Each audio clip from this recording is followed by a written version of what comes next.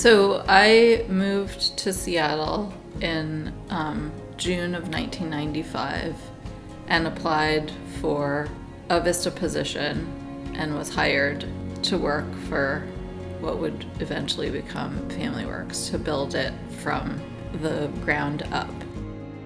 The then executive director of the Fremont Public Association, Frank Chop, explained to me what his vision was for a family center located at their agency. And he told me that communities used to knit themselves together naturally, and people would take care of each other and get what they needed from within the community, and that doesn't really happen anymore. And so the idea was for the family center to be a place where the community could knit itself together.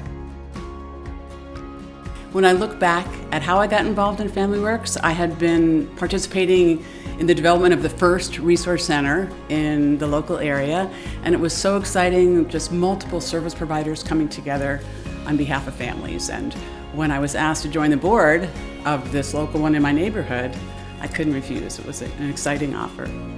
When I first started, we were in a dilapidated building on Aurora, and it was not the most welcoming environment, but what I realized was that the people who were part of the organization were so dedicated and so compassionate. It didn't matter where they were.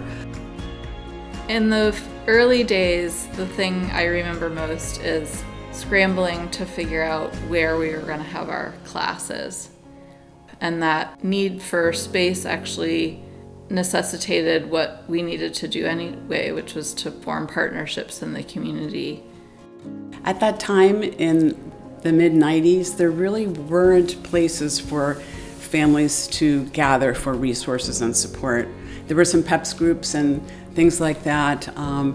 And we realized that anyone who would come for the food bank would also benefit from being joined in a loving community of other families to find resources and support. You know, when we first opened our doors, I felt nothing but positivity from the community. We had some very early partners, the Children's Trust Foundation and Adobe, and Molly Moon, when she moved across the street, came over and asked how she could help. The community seemed to want to be very involved in what we were doing, and it was easy to make the partnerships, and it was heartwarming that there were so many people in the community who wanted to be involved. I remember walking through the front door on my first day and feeling like I was stepping into someone's living room in a way. I could understand why participants felt so at home and welcome in the space, because that's how I felt too when I walked through. I remember the parts of the family support model that rang true with me were a participant-driven and led way of engaging people who use the services, because they know what they want and what they need, and we're resources to each other.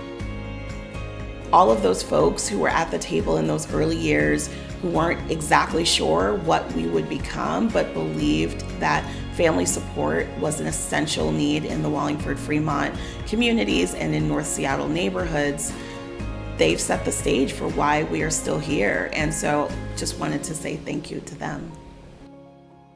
I feel really, really honored to get to be a part of this organization's story for the last 30 years and hopefully for the next 30.